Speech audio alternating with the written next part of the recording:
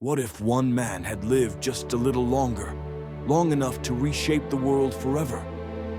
Imagine a timeline where the great empires of Rome and Persia were never born, where the foundations of modern Europe, Asia, and even America were drafted not in Latin or English, but in a globalized form of Greek.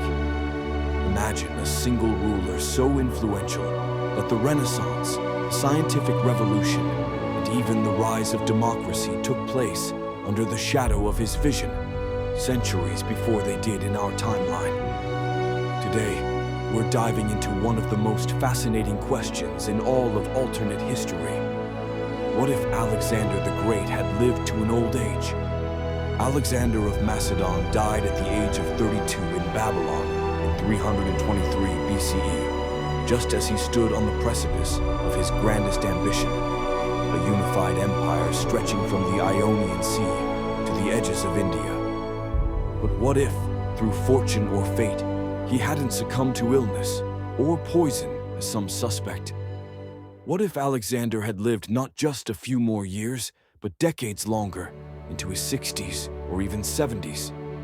His ambition knew no bounds. His appetite for conquest was limitless. And with time, he could have become more than a king. He could have become the architect of a global civilization.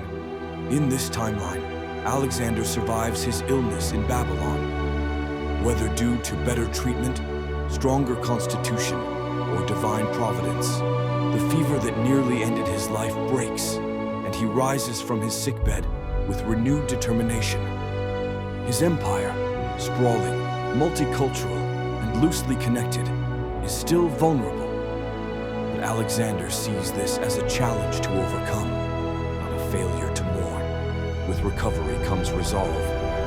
Alexander begins by consolidating power.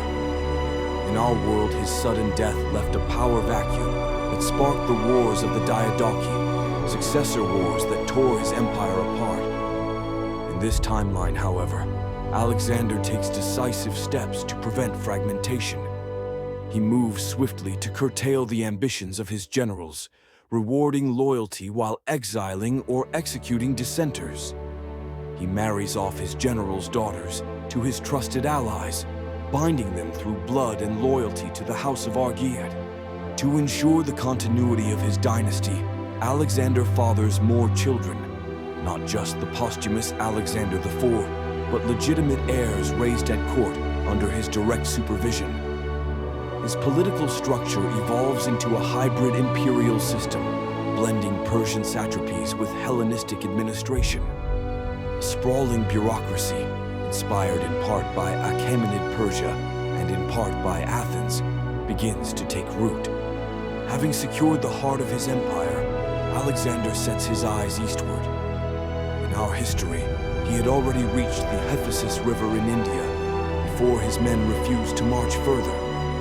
But an older, wiser Alexander returns to the subcontinent, not as a conqueror, but as a statesman. He sends emissaries ahead to negotiate alliances with the remaining Indian kingdoms, most notably the powerful Maurya Empire under Chandragupta. With diplomacy, marriage, and the promise of trade, Alexander establishes protectorates rather than colonies. Greek cities begin to sprout across the Ganges plain, becoming centers of cultural exchange between Hellenic and Indian traditions. In time, Alexandria in India rivals even Alexandria in Egypt. By the time Alexander is in his 40s, the empire has become a multicultural behemoth. His ambition now turns west. Rome is still a fledgling republic, its power confined to the Italian peninsula. Carthage, meanwhile, thrives as a maritime power. Alexander, seeing potential threats and opportunities, moves to bring the Western Mediterranean into his orbit. His navy, bolstered by Phoenician and Egyptian shipwrights, becomes the dominant force in the region.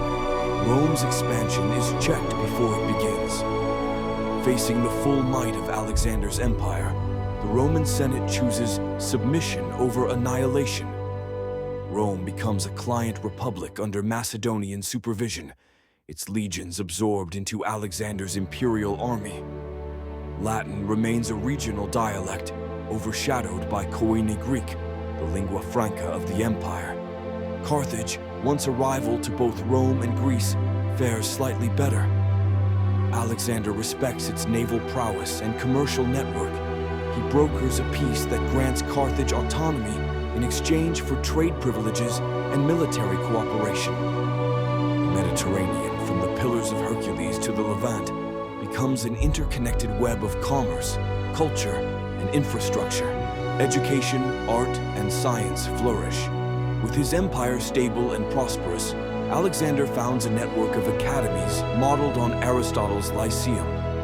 These institutions blend Greek philosophy with Indian mathematics, Babylonian astronomy, and Egyptian medicine. A new generation of polymaths arises, and technological advancement accelerates.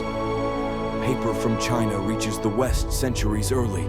Concepts like the heliocentric model, rudimentary steam engines, and surgical tools are developed in the Great Library of Babylon, not Alexandria. Religion, too, transforms under Alexander's enduring rule.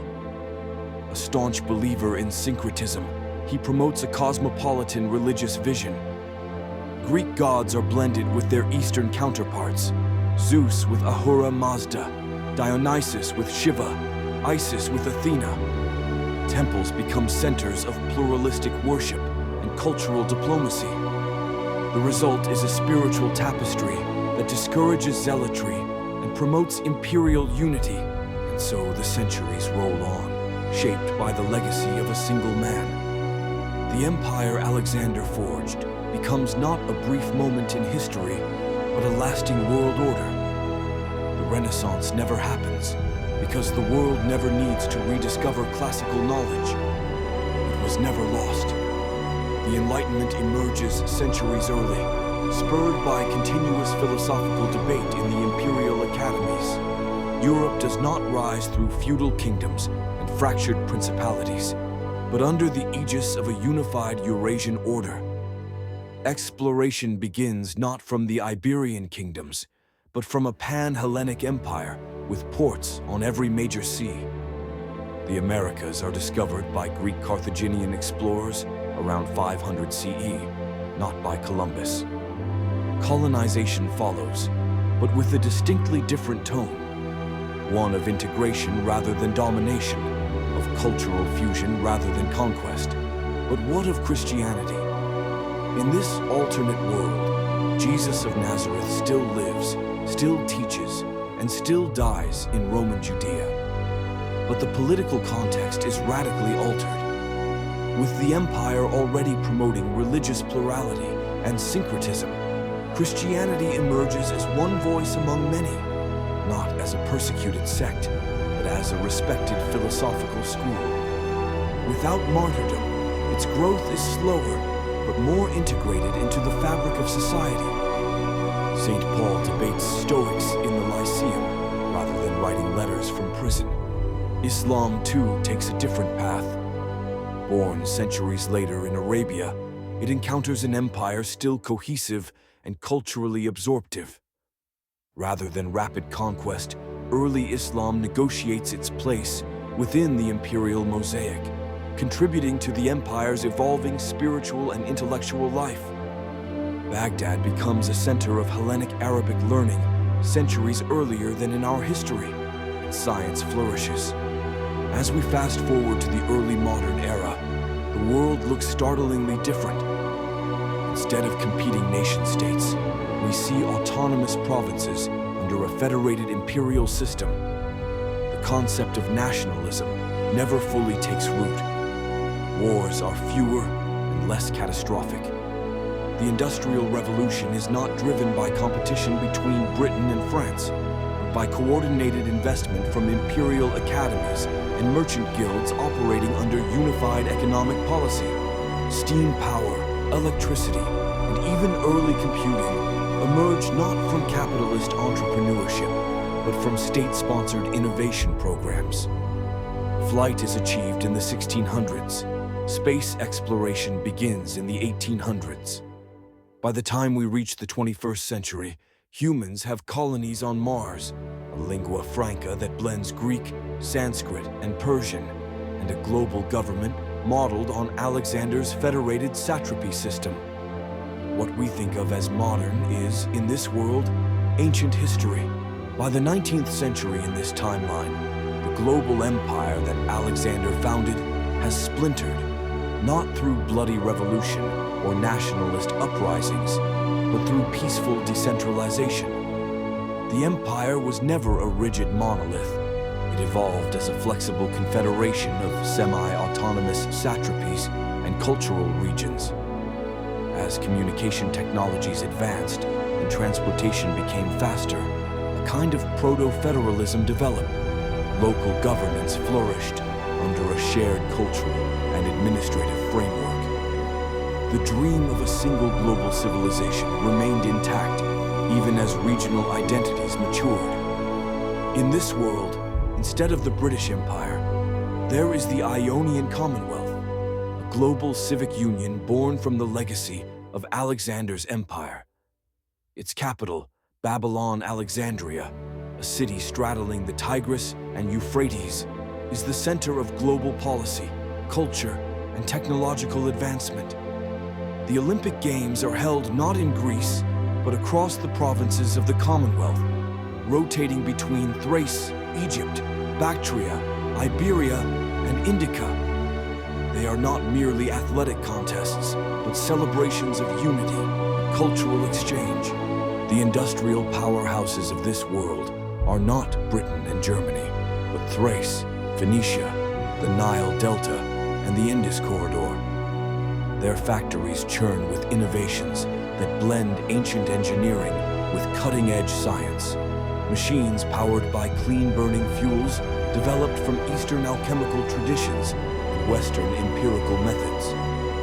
Environmental consciousness emerges earlier as a philosophical offshoot of Alexandrian Stoicism and Zoroastrian harmony with nature. By the early 1900s, renewable energy is already a significant part of the imperial infrastructure. As for social development, without the rise of exclusive national identities, race and ethnicity never become the dominant divides they are in our history. Intermarriage between Greeks, Persians, Indians, Egyptians, and others becomes so common over centuries that rigid racial categories never solidify. Prejudice exists, of course. Human nature is not so easily rewritten, but it centers more around class and ideology than skin color. This doesn't mean the world is a utopia. It simply means its struggles take on different contours. Women, too, enjoy a different historical arc. In Alexander's lifetime, women in Macedon had limited roles, but the cultures he encountered, especially among Persians and Egyptians, granted women more power. As his empire institutionalizes syncretism, these traditions intermingle. By the time of the early Silver Age of the empire, roughly 500 years after his death, women can be found leading academies, governing provinces, and commanding ships. Sappho, Hypatia, and even Cleopatra, if she still emerges in this timeline, are not rare exceptions, but precedents for broader participation in public life. One of the most profound changes in this alternate timeline is the trajectory of science and technology. With continuous patronage from imperial academies and no religious schisms or inquisitions to stifle inquiry, the scientific method matures centuries ahead of schedule. The polymathic model championed by Aristotle and carried forward by generations of imperial scholars allows thinkers to bridge disciplines long before specialization becomes the norm. Thinkers like Archimedes, Aryabhata, Al-Kindi, and Confucian scholars from the East regularly correspond via a robust courier system, precursor to a global telegraph and later, internet-like network. By the year 1900 in this world, the globe is fully mapped. Airships and magnetic rail lines crisscross continents. Floating cities anchored off the coasts of Greece, India, and Egypt serve as academic hubs.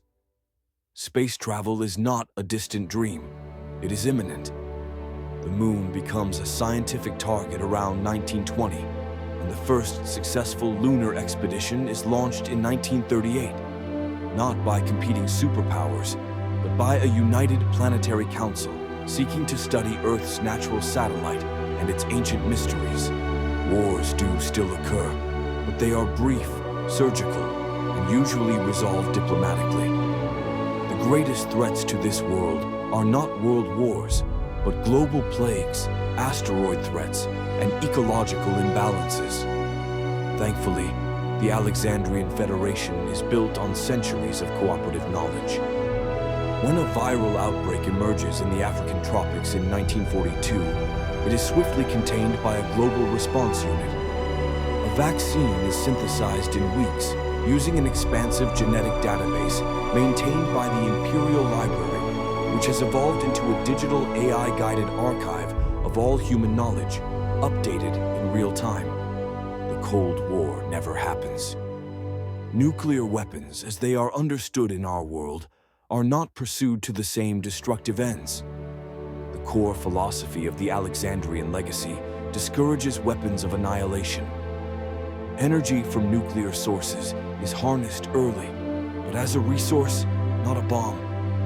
Conflicts are resolved with economic pressures, cultural influence, and even public debates in massive amphitheaters broadcast across the empire. And so, we arrive at the modern era. The year is 2025 in this alternate timeline. The global population is approximately 9 billion. Dense, yes, but well distributed due to massive infrastructure planning over centuries. Cities are vertical, green, and intelligent. Personal transit devices levitate on electromagnetic rails, and water is desalinated at scale using solar-forged reactors. Language is no longer a barrier. Though regional dialects persist, all citizens of the Federation are educated in the Hellenic Universal Standard, a hybrid of ancient Greek, Persian, Sanskrit, and Latin, refined by over 2 millennia of linguistic evolution. Religion is a fluid, personal practice. Temples coexist with secular academies. Some worship gods, others revere philosophers, ancestors, or cosmic principles. No state religion exists. Instead, the imperial calendar includes sacred days from all major traditions. Diwali, solstice festivals, lunar offerings, and festivals of Plato, Zoroaster, and the Buddha. Education is mandatory and lifelong. At age 7, children begin imperial schooling focused not on rote memorization, but on ethics, dialectics, and cross-cultural literacy. At 13, they begin apprenticeship in one of the 10 imperial disciplines: governance, engineering, medicine, the arts, exploration, agriculture, philosophy, diplomacy, mathematics, or harmonics. Higher education is free, publicly funded, and accessible in every province. Cultural output is staggering. Music fuses Indian ragas with Greek lyres and Egyptian rhythms.